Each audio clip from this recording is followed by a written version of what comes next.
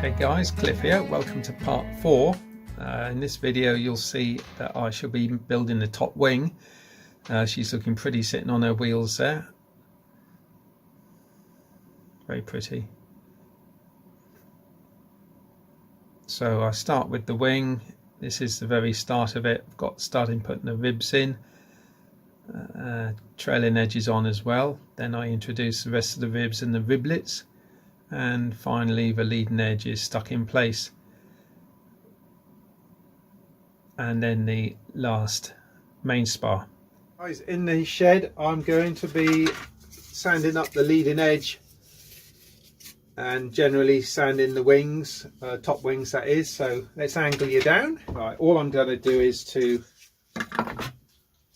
basically take down these leading edges because they're quite a chunk of balsa there.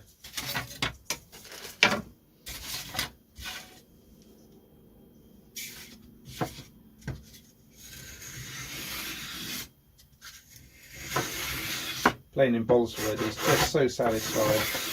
Look at this.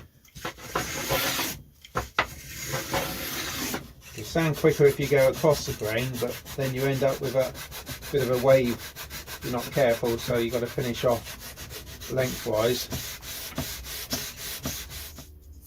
You can generally hear as well when you start sanding the ribs, you can hear a slightly different, that little rubby sound. You're just starting to hear now, you know you're just about down to the ribs then. So I'm just going to angle it away from the ribs a little bit more. Got that sanded down now, just rubbing on the ribs. And what I'm going to do now is to shape up the leading edge, put a pencil line on it, and just bring up a bit of curve top and bottom, and put a little bit of a curve on it as you go.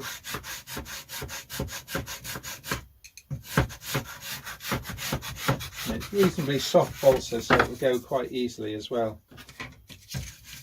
Let's just take off that point, and round we go.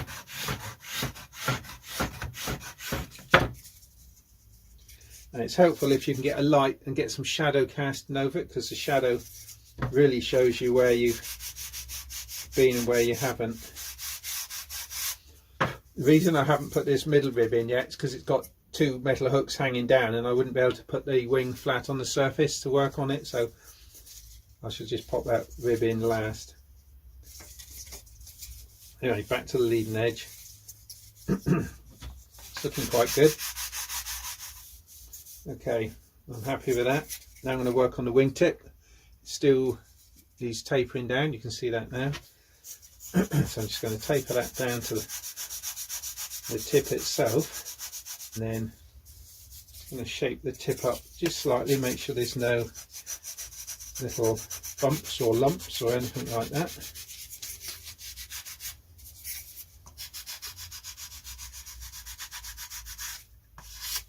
Now I can curve the wingtip itself.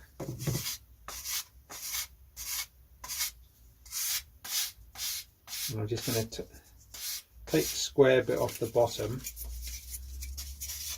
and then bring the top down a little bit to meet it. And in reality it'll probably be about half each side. Not until you start to round it that it really starts to look like a proper wingtip.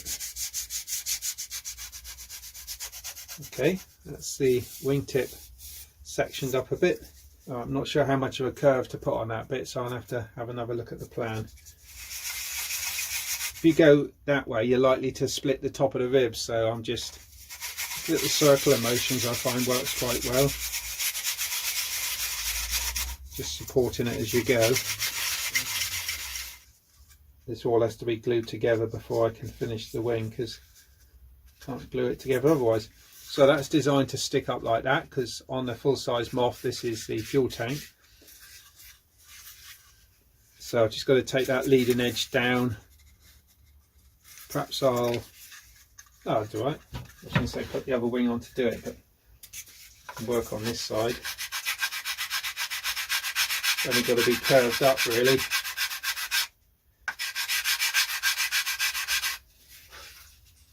Alright.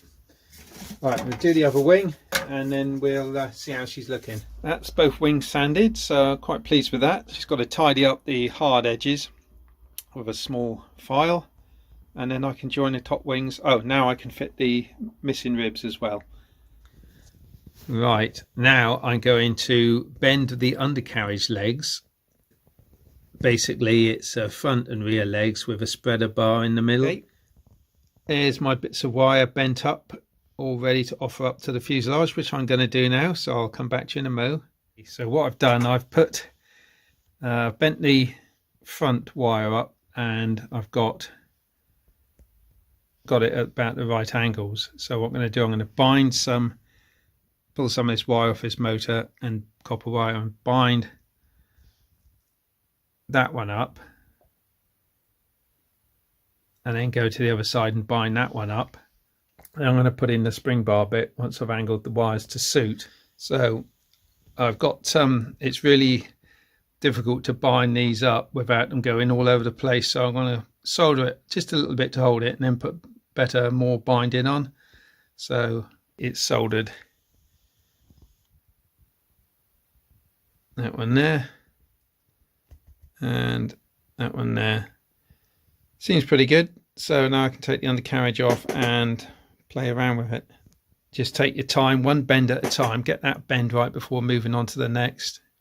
Cleansiness, get everything really shiny bright, including the copper wire I shined up. Everything, as long as everything's shiny, the solder will flow. And just flick the undercarriage back and just tidied up the solder on the other side. It's not looking too bad. Okay, so that's the undercarriage finished. The little hooks soldered on where necessary. Some at the bottom, well, all at the bottom. So there we are. Ignore the lump of lead, that's holding it all down. Rubber band goes from there around the undercarriage to there. Provides a bit of springing. And then there's a rubber band. I've got to put a dowel through from the front here. Goes across, the rubber band goes from there to the dowel, so it's also got a bit of springing in it. So quite a clever design really. Ta-da! There she is on her wheels.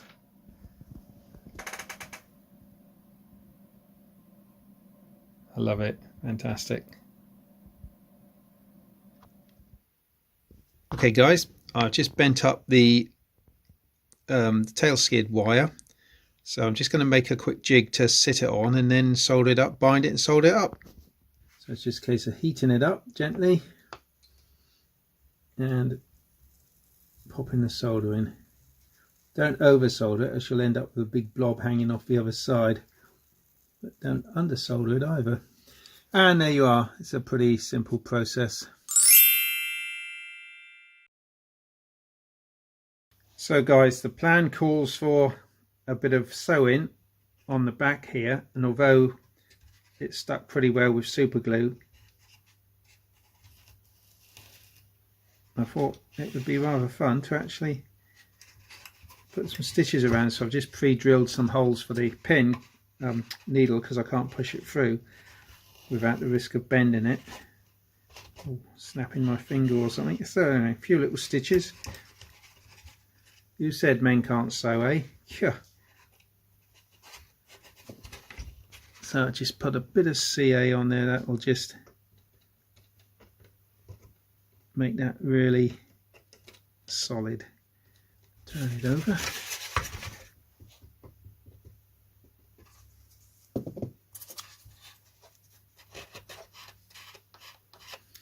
It's better to smooth it down now before it goes hard, otherwise it's all lumpy. There we have it, one tail skid stitched on as per the plans.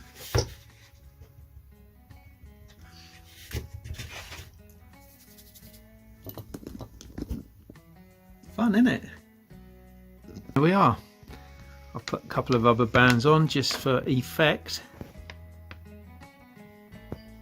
But I put the suspension units on. Wheels are just sitting on for the minute, but I think overall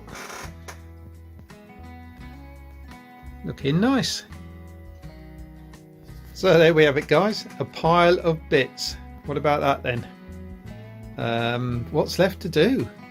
Make the windshields and hinge the tail and rudder and look at radio installation. There it is. What a pile of work. Thanks for following us, guys, so far. So here's a mock-up. I've got the top wing sitting in place and I've made the struts. So essentially there's nothing more to build. I've got to put on the windshields.